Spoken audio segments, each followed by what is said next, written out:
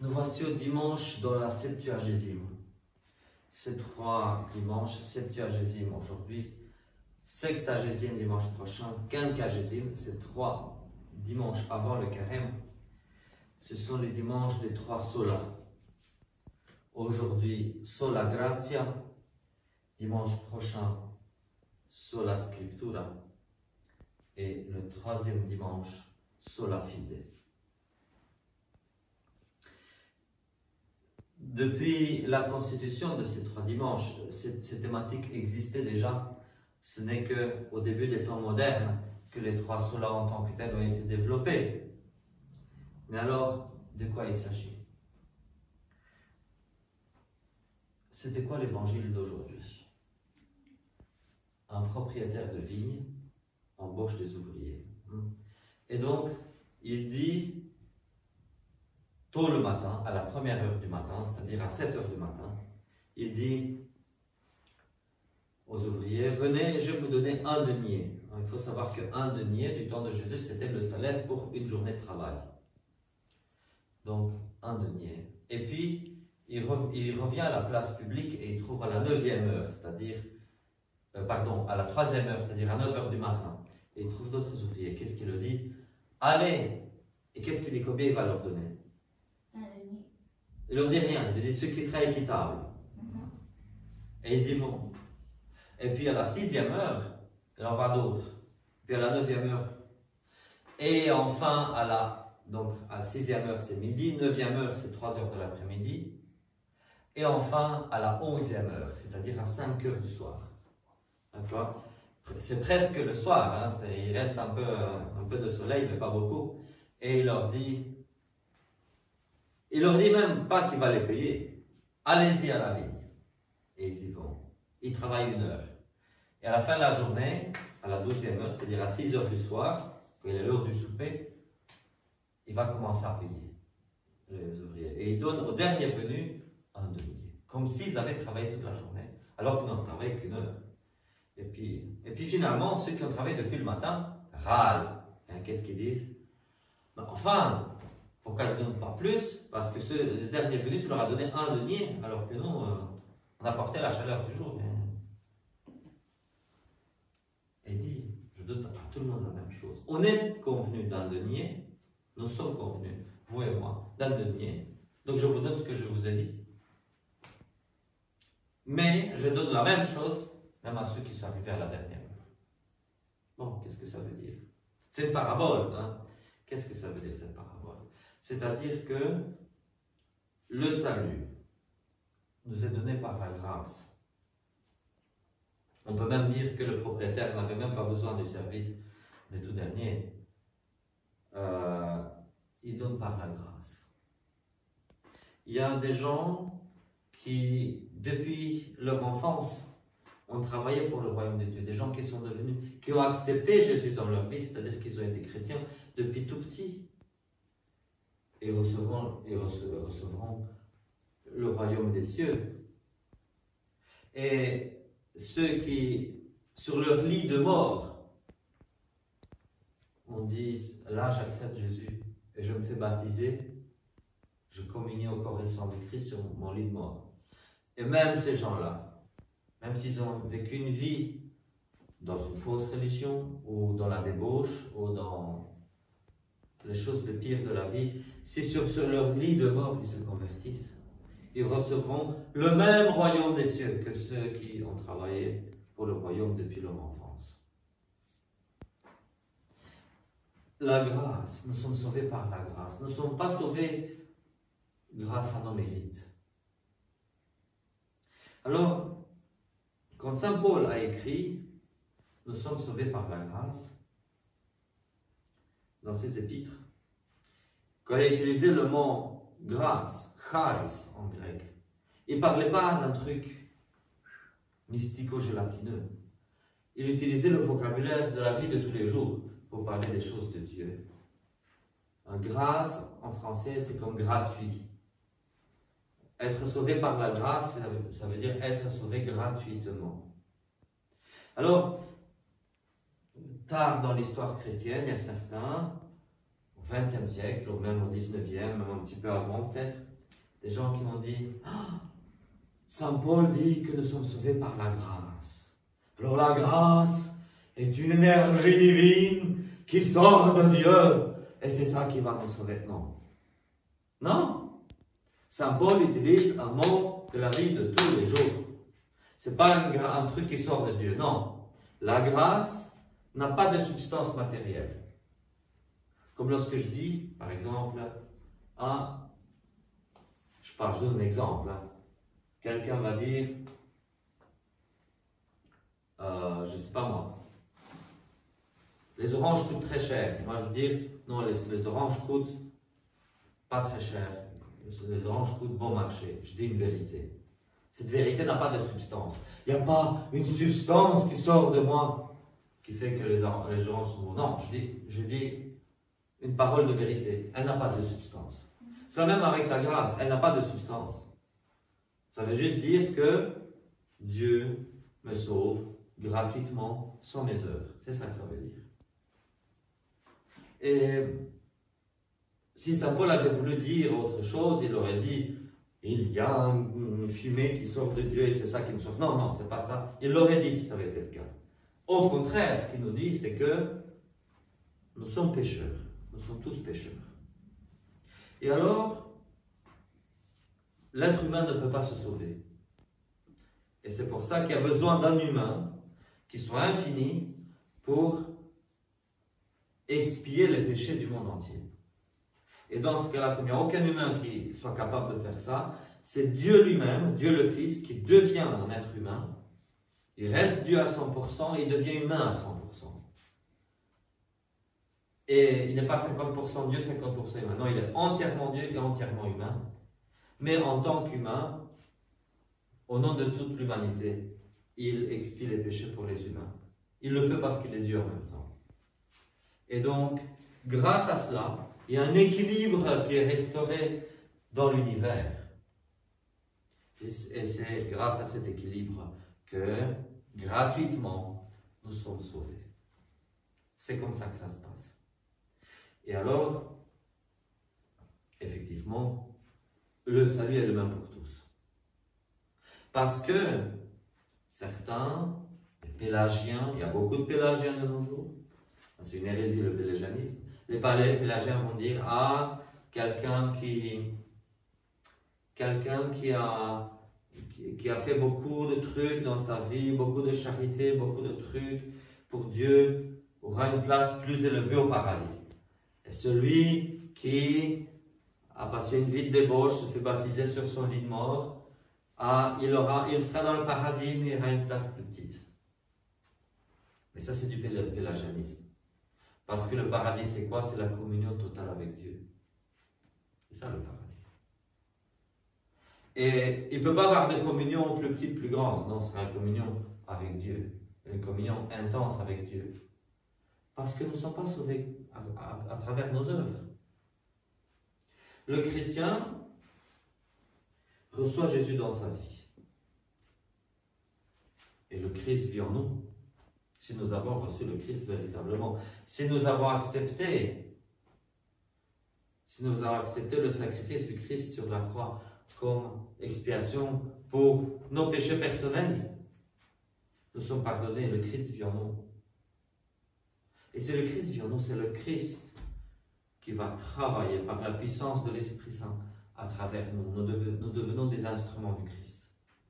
Et selon le talent que Dieu nous a donné à chacun, c'est-à-dire plus de capacité ou moins de capacité, selon le talent que nous avons reçu, nous faisons le bien dans le monde. Nous annonçons l'Évangile.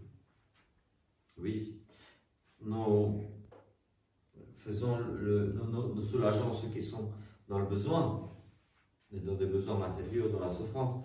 Nous faisons plein de choses parce que le Christ vit en nous. Et nous nous sanctifions comme ça toute notre vie. Et quand nous mourrons, bien sûr, le corps ira dans la terre. L'âme ira auprès de Dieu en attendant la résurrection finale. Et puis le corps, l'âme, l'esprit se réunira avec le corps un corps transfiguré, un corps qui peut passer à travers les portes. Nous aurons ce corps transfiguré. Et comme ça, nous serons pour l'éternité. Et nous serons pour l'éternité avec Dieu. Mais Dieu ne va pas dire « Ah, tu as fait moins, tu as fait plus, etc. » Non. Si nous avons laissé le Christ travailler à travers nous, dans ce cas-là, voilà, nous aurons produit du fruit. Et nous aurons le même paradis tous. Alors, pourquoi est-ce que le Christ dit, si c'est comme ça, pourquoi est-ce que le Christ dit dans un autre passage que celui qui sera appelé petit dans le royaume de Dieu, et un autre qui est sera appelé grand? C'est une façon de parler. Être appelé petit ou appelé grand dans le royaume de Dieu, ça ne veut pas dire avoir plus de paradis, ou moins de paradis, une plus grosse quantité de communion avec Dieu, ou une plus petite quantité de communion avec Dieu, non. Mais être appelé plus grand, plus petit, ça c'est autre chose. C'est pas... La communion que nous aurons avec Dieu, ce sera la même. Alors, il y a parfois des gens qui se disent chrétiens. Des gens qui disent, voilà, moi j'ai été baptisé, on m'a amené au baptême, j'ai été baptisé, confirmé, on m'a donné la première communion, je ne me souviens de rien de tout ça, mais ça a été fait. Et je suis chrétien parce que je suis inscrit dans un registre de baptême quelque part. Et puis, finalement, je mène une vie pas très sympa. Une vie où je ne sens pas que le Christ vit en moi. Alors, il faut se poser des questions. Et dans ce cas-là, il faut revenir à ce que les pères de l'Église appellent le second baptême. Non pas qu'il y ait un second baptême, c'est une figure de style, c'est une métaphore. Le second baptême, c'est la pénitence. C'est la pénitence. Nous venons au sacrement du pardon, au sacrement de l'absolution. Nous nous confessons et nous recevons l'absolution. Parce que malgré tout, l'Église est un organisme visible, où l'évêque tient la place du Christ dans l'Église. Et c'est au nom du Christ que l'évêque nous absout. Et quand il n'y a pas d'évêque, l'évêque délègue les prêtres. Le prêtre nous absout au nom du Christ. Parce que Jésus a donné aux apôtres, pas à tout le monde, mais aux apôtres, l'instruction, il a soufflé sur eux, leur a donné l'Esprit Saint, et grâce à leur ministère ordonné par l'Esprit Saint, qu'ils peuvent délier les péchés au nom du Christ. Et donc les apôtres ont ordonné, les évêques qui ont ordonné des prêtres. C'est comme ça que ça se passe. Donc quand le prêtre nous absout à la pénitence, c'est au nom du Christ. Et cela est efficace. Donc, quand les gens, malgré qu'ils aient été baptisés, confirmés, première communion, et qu'ils ne produisent pas de fruits, ils doivent se poser la question. Et puis la conversion, c'est aussi l'histoire de toute une vie. Tous les jours, nous devons nous convertir. Tous les jours, tous les jours, tous les jours. Il faut se remettre en question tous les jours s'améliorer. Et non seulement en faisant des efforts pour faire les choses mieux, mais sa relation, la relation que chacun a avec Dieu, tous les jours doit être renouvelée. Alors, le paradis, ce n'est pas qu'après la mort. Ça commence déjà ici. Et nous devons commencer par une vie de prière. Quand nous avons une vie de prière, nous sommes en communion avec Dieu. Cette communion n'est pas parfaite, mais une communion avec Dieu. Et le Christ vivra en nous et nous pourrons faire beaucoup de choses. Tantôt, nous allons communier. C'est tout ce qu'il y a de plus haut que nous puissions avoir ici sur terre comme communion avec Dieu. Parce que nous recevons le corps du Christ, le corps et le sang du Christ. Et nous ne recevons pas un morceau du doigt du Christ, ou un morceau de sa joue. Nous recevons le Christ total. Et le Christ vivant. Nous allons avoir Christ. Et nous allons faire de bonnes choses dans le monde, parce que c'est le Christ qui va travailler en nous. Donc, comme je dis, aujourd'hui, c'est l'évangile, c'est le dimanche de Septuagésime. Donc, le thème, c'est sola gratia, c'est-à-dire le salut par la grâce seule. Dimanche prochain, la sexagésime. Et le thème dimanche prochain va être Sola Scriptura, le salut par la parole de Dieu, la parole seule. Et le troisième dimanche, dimanche de la quinquagésime, ça va être le thème du salut sola fide, seulement par la foi. Donc, sauvé par la grâce seule, par la parole seule et par la foi seule. Seuls, pourtant, elles sont trois, parce que c'est un seul Christ. On est sauvé solo Christo, nous sommes sauvés par le Christ seul. Par la grâce, par la parole, par la foi, par le Christ seul. Je sais que j'ai déjà longtemps prêché, je vais dire quand même un mot sur deux autres lectures. Tout d'abord, je vais parler un petit peu de l'épître. On a l'impression que l'épître n'a aucun rapport avec l'évangile. Et ce que saint Paul dit, donne l'exemple des athlètes. Les athlètes qui courent dans le stade, ou font, je ne sais pas moi, de l'escrime, ou je ne connais rien au sport. Donc, mais ils font des trucs, hein, il paraît. Il paraît qu'il y en a un qui gagne quelque chose. Bon. Et donc saint Paul qui dit qu'il faut courir, c'est-à-dire que dans la vie chrétienne, il ne faut pas se lâcher en disant « Ah bah, Dieu m'a sauvé, je suis sauvé par la grâce, bon, là je me couche, là je ne fais plus rien. » Non, il faut persévérer dans les bonnes œuvres, dans tout ce que Dieu nous demande de faire. Nous ne sommes pas sauvés par les bonnes œuvres, mais nous faisons les bonnes œuvres parce que le Christ habite en nous. C'est le Christ qui fait les bonnes œuvres à travers nous. Mais il faut persévérer et pas dire « Oh, je n'ai pas envie. Moi je suis bien, j'ai chaud, je suis bien ici, je n'ai pas envie, et puis je ne fais rien faire. » Non, il faut vivre. Et autre chose que saint Paul nous dit, il dit « Je mortifie mon corps. » Bientôt nous allons commencer le carême, bientôt dans 3 semaines. 2 semaines et demie plus exactement. Et nous devons nous préparer. Donc ça c'est pour nous préparer à ce qui va nous attendre. À cette histoire de jeûne dont j'ai déjà parlé, puisque la semaine passée on a eu le jeûne de Ninivites. Donc le fait de mortifier son corps, ça ne veut pas dire tuer son corps, ça veut pas dire je prends le couteau et je commence à m'entailler pour mortifier mon corps. Mortifier le corps, ça signifie autre chose. Ça veut dire lui donner sa place, la place que le corps a, pas une plus grande place que ce qu'il a. Il y a quelqu'un qui a fait une expérience au 19e siècle, au début du 20e siècle. C'est cruel, il ne faut pas faire ça. Avertissement, il ne faut pas faire ça à la maison, parce que c'est cruel. Quelqu'un qui a fait une expérience, qui a pris une souris et un oiseau, et les a liés ensemble. Et puis le premier jour, il a donné à manger à l'oiseau, mais pas, non, d'abord à la souris et pas à l'oiseau. Et la souris traînait l'oiseau derrière elle, en courant. Puis le deuxième jour, il n'a pas donné à manger à la souris, il a donné à manger à l'oiseau. Et l'oiseau arrivait à s'envoler de telle façon qu'elle arrivait même à tirer la souris vers le haut. C'est comme ça aussi notre corps et notre âme, notre esprit. C'est que quand on donne trop à manger au corps, on sait plus s'envoler vers Dieu avec notre esprit. Nous ne pouvons pas donner la même priorité à l'esprit. Donc de temps en temps, il faut jeûner. Et quand nous jeûnons, c'est là que l'esprit va tirer le corps aussi vers Dieu. Je finis par la remarque sur la lecture des matines.